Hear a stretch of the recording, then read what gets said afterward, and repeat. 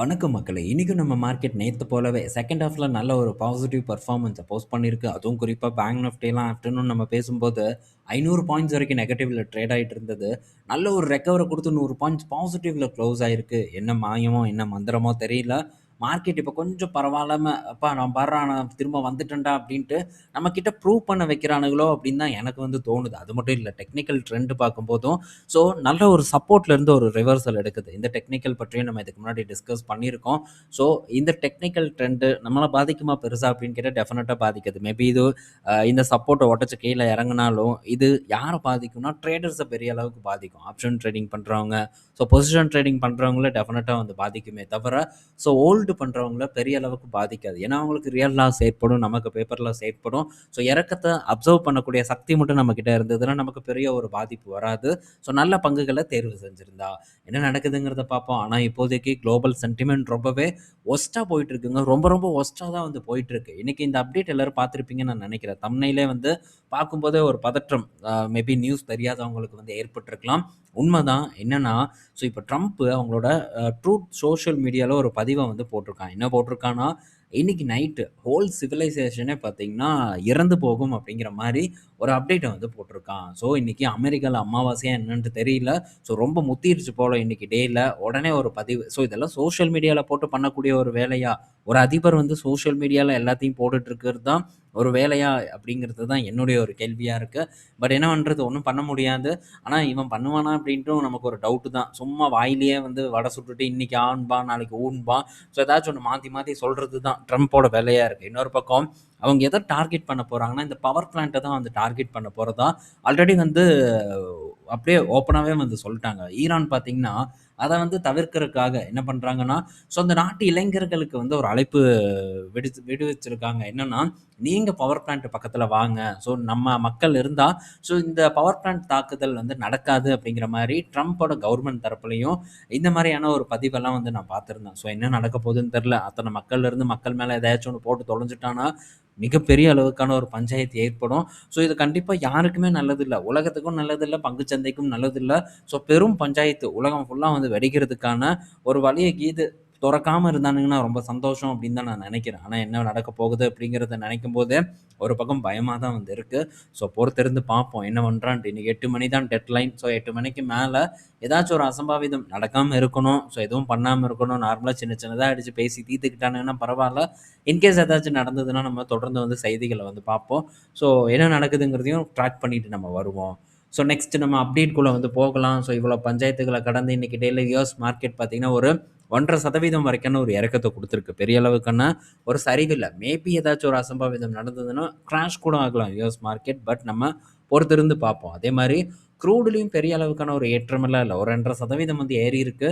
ஆனா க்ரூடு பார்த்தீங்கன்னா, ஒரு நல்ல உச்சத்தில வந்து ட்ரேட் ஆயிட்டு இருக்கு. இந்த பதற்றம் இன்னும் வந்து தொடர்ந்ததுன்னா, க்ரூடோட விலை இன்னும் எவ்வளவோ தூரம் கூட வந்து போனாலும் போகலாம். நம்ம கூட வெப்சைட்ல ஒரு ஆர்டிக்கிள் வந்து போஸ்ட் பண்ணியிருந்தோம். ஸோ இதுக்கு முந்தைய நிலைமை எப்படி இருந்தது? அந்த டைம்ல க்ரூடு எவ்வளோ மடங்கு ஏறி இருந்ததுங்கிறத பற்றி நம்ம பேசியிருந்தோம். இன்கேஸ் இப்ப ட்ரம்ப் பேசிட்டு இருக்கிற மாரி ஏதாச்சும் ஒரு வொர்ஸ்ட் நடந்ததுன்னா, க்ரூடோட விலை எங்கேயோ போறதுக்கான வாய்ப்பு இருக்கு. ஸோ அதையும் கூட தாண்டலாம். போன டைம் ரெக்கார்ட் பண்ணத விட, இந்த டைம் ரெக்கார்ட் ஹைய கூட ரீச் பண்ணாலும் பண்ணலாம். ஸோ வெயிட் பண்ணி பார்ப்போம் என்ன நடக்குதுன்ட்டு. ஸோ அடுத்தது இன்னைக்கு டேல நம்ம மார்க்கெட்ல பல பங்குகள் சரிவடைஞ்சது. பல செக்டார் பார்த்தீங்கன்னா, சுமாரான பெர்ஃபார்மன்ஸ் குடுத்துட்டு இருந்தது. ஆனா, ஒரு செக்டார் ஐடி செக்டார் மட்டும் இன்னைக்கு டேல 2.5% வரைக்கான ஒரு ஏற்றத்த குடுத்திருந்தது. மார்க்கெட் கீழ இறங்கும்போதே, இது ஒரு பெட்டர் பெர்ஃபார்மன்ஸ வந்து போஸ்ட் பண்ணிட்டு இருந்தது. டிசிஎஸ் அண்ட் விப்ரோ, இன்ஃபோசிஸ் போன்ற பங்குகள் இன்னைக்கு டேல பெட்டர் பெர்ஃபார்மன்ஸ் வந்து டெலிவர் பண்ணியிருக்கு. ஸோ ரிசல்ட்ல பெரிய அளவுக்கான மாற்றம் வரப்போறதில்ல. ஸோ ஃப்ளாட்டான பெர்ஃபார்மன்ஸ குடுப்பாங்கன்னு தான் நான் எதிர்பார்க்கிறேன். டிசிஎஸ் பொறுத்தவரைக்கு எஃப்ஐ 27 கைடன்ஸா ஒரு சிங்கிள் டிஜிட் ஒரு குரோத்த குடுப்பாங்கன்னு நான் நினைக்கிறேன். ஒரு 3.5லேருந்து ஒரு 5% வரைக்கான ரெவென்யூ குரோத் இருக்கும் அப்படின்னு தான் ஒரு எதிர்பார்ப்பு போயிட்டு இருக்கு. ஸோ அதே அளவுக்கு இருக்குன்னு தான் நானும் நினைக்கிறேன். வெயிட் பண்ணி வந்து பார்ப்போம். அது போக ஏஐ டீல் அரவுண்ட் ஒரு $2 பில்லியன் கிட்ட இருக்கும் அப்படிங்கிற ஒரு எக்ஸ்பெக்டேஷன் வந்து போயிட்டுருக்கு. ஸோ அதாவது ஏஐ ரெவென்யூ ஒரு வருஷம் ஃபுல்லா ஏஐல என்ன ஜெனரேட் பண்ணியிருக்காங்க அப்படின்ட்டு. ஸோ இது இன்னும் ஒரு வளர்ச்சியா ஏஐல ரெவென்யூ ஜெனரேட் பண்ண ஆரம்பிச்சுட்டாங்க நம்ம ஊர் ஐடி கம்பெனிஸும். ஸோ இது ஃபியூச்சர்ல நல்ல ஒரு வளர்ச்சிய குடுக்கும் அப்படின்னு நான் எதிர்பார்க்குறேன். இன்னொரு பக்கம் ஸோ இது உருட்டா, உண்மையா அப்படின்ட்டே தெரியல. இந்த ஆந்த்ரோபிக்கோட வருமானத்த பார்த்தா கிறுகிறுன்னு ஆகுது. ஸோ அந்த அளவுக்கு வருமானம் சம்பாரிக்கிற மாரி இந்த இடத்துல வந்து போட்டுட்டு வந்துட்டு இருக்காங்க. இதுக்கு முன்னாடி என்ன சொல்லியிருந்தாங்கன்னா ஒரு 14 பில்லியன் டூ ஒரு 16 பில்லியன் டாலர் வரைக்கும் பார்த்தீங்கன்னா, இந்த ஆந்த்ரோபிக் வந்து ரெவென்யூ ஜெனரேட் பண்ணிட்டாங்க அப்படின்னாங்க. இப்ப என்னடா அப்படின்னு பார்த்தா ரெவென்யூ ரன் ரேட் ஒரு 30 பில்லியன் டாலர் கிட்ட இருக்குங்கிறாங்க. அது போக so Broadcom and Google and இந்த ஆந்த்ரோபிக் 3 பேரும் இணைஞ்சு வந்து வேலை செய்ய போறதாவும் வந்து சொல்லியிருக்காங்க.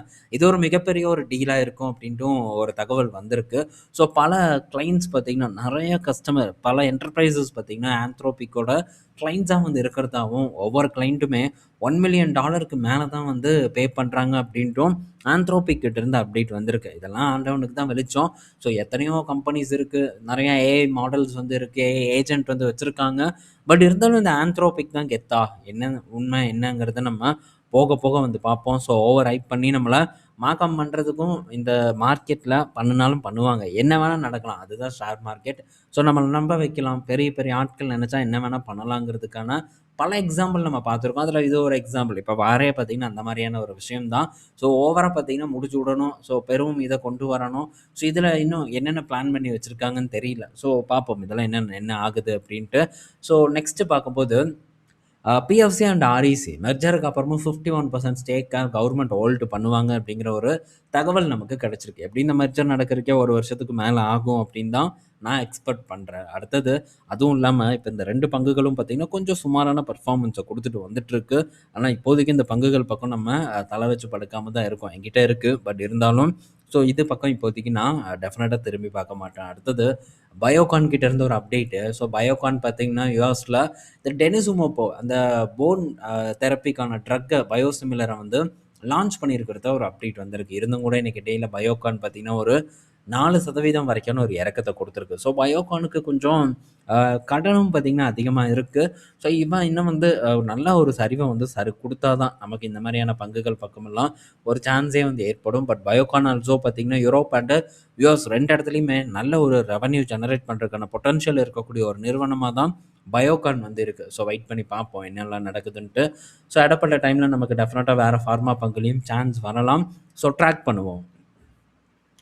அடுத்தது பார்த்தீங்கன்னா, ஓலா கிட்ட இருந்து அப்டேட் வந்திருக்கு. என்னன்னா, ஸோ இப்போ ஓலா பார்த்தீங்கன்னா, அடுத்த பேட்டரி செல்லான இந்த லித்தியம் அயன் அந்த லித்தியம் பாஸ்பரேட் அந்த பேட்டரிய வந்து இப்போ லான்ச் பண்ண போறாங்க. ஸோ இது இதுக்கு முன்னாடி அந்த 4680 அந்த பாரத் செல் இருந்ததுல்ல, அத காட்டிலும் கொஞ்சம் பெருசா இருக்க போறது தான். ஸோ இந்த செல்லு பார்த்தீங்கன்னா, இந்த பேட்டரி செல் பார்த்தீங்கன்னா, இந்த மோட்டார் அதாவது நம்ம வாகனங்களையும் பயன்படுத்திக்கலாம். அதுக்கப்புறம் ஒட்டுமொத்த அந்த பேட்டரி யூசேஜ் தேவைப்படக்கூடிய எல்லா இடத்துலயும் பயன்படுத்தலாம் அப்படின்ட்டு ஓலா தரப்புல இருந்து ஒரு அப்டேட் வந்திருக்கு.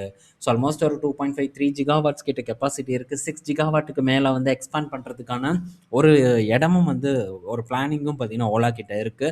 ஸோ பார்ப்போம். நம்ம ஆஃப்டர்நூன் தான் வந்து டிஸ்கஸ் பண்ணோம் இந்த பேட்டரி பற்றியான அப்டேட். இந்த பிஇஎஸ்எஸ் ஸோ இந்த பேட்டரி எனர்ஜி ஸ்டோரேஜ் சிஸ்டம் க்கான ஒரு பிட்டிங் பார்த்தீங்கன்னா, இன்னும் ஒரு சில மாதங்கள்ல நடக்க இருக்குதுன்ட்டு. ஸோ மேபி அதில இவங்களும் பார்ட்டிசிபேட் பண்ணலாம் அப்படின்னு நான் எக்ஸ்பெக்ட் பண்றேன். வெயிட் பண்ணி நம்ம பார்ப்போம் என்ன நடக்குதுன்ட்டு. ஸோ நெக்ஸ்ட் பார்த்தீங்கன்னா, சோனா காம்ஸ்டார் கிட்ட இருந்து ஒரு அப்டேட் வந்திருக்கு. சோனா காம்ஸ்டார் பார்த்தீங்கன்னா, இந்த எலக்ட்ரிக் வெஹிக்கிளுக்கு தேவையான இந்த கியர்ஸ் எல்லாம் பார்த்தீங்கன்னா, பல மடங்கு வந்து வித்து தீர்த்திருக்கிறதா ஒரு அப்டேட் வந்து குடுத்துருக்காங்க.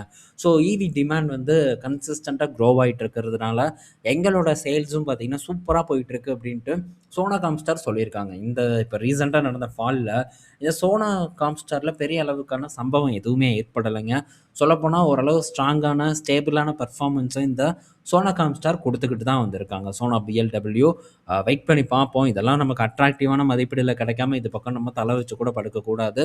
ஸோ கிடைக்குதாங்கிறத நம்ம ஃபியூச்சர்ல வெயிட் பண்ணி வந்து பார்ப்போம். நெக்ஸ்ட் பார்த்தீங்கன்னா, பிஒய்டிக்கு சறுக்கல் ஏற்பட்டிருக்குங்க. இவ்வளோ நாள் பார்த்தீங்கன்னா, டெஸ்லாவ அடிச்சு அப்படி ஓரமா அனுப்பிச்சு விட்ட பிஒய்டி இப்போ வந்து சறுக்கி இருக்கு. இந்த குவார்ட்டர்ல ஜான் டூ மார்ச்ல இந்த 3 மாச சேல்ஸ்ல பார்த்தீங்கன்னா, டெஸ்லா வந்து பிஒய்டிய திரும்ப ஓவர்டேக் பண்ணிட்டாங்க. ஸோ டெஸ்லா பார்க்கும்போது கிட்டத்தட்ட ஒரு 3,60,000 வண்டி கிட்ட வித்திருக்காங்க. ஆனா பிஒய்டி பார்க்கும்போது ஒரு 3,10,000 வண்டி கிட்ட வித்திருக்காங்க. 2 பேத்துக்கும் டிஃபரெண்ட் அரவுண்ட் ஒரு 48,000 வண்டி கிட்ட இருக்கு அப்படின்னு போட்டிருந்தாங்க.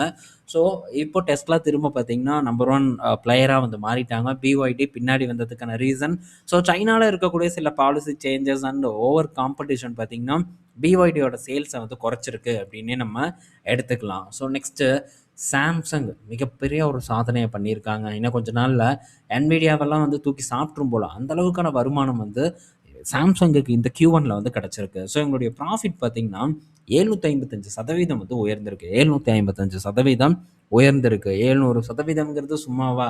அந்த அளவுக்கான ஒரு ஏற்றம் வருவதற்கான ரீசன் பார்த்தீங்கன்னா, இந்த HBM மெமரி தான். ஸோ இந்த மெமரிக்கான டிமாண்ட் இப்போ ரீசென்ட்டா எவ்வளோ உயர்ந்தது? அதோட காஸ்ட் பார்த்தீங்கன்னா 40லேருந்து 45% வரைக்கும் உயர்ந்தது. இதெல்லாம் பார்த்தீங்கன்னா, இவங்களுடைய லாபத்தில அப்படியே வந்து ரிஃப்ளெக்ட் ஆயிருக்கு.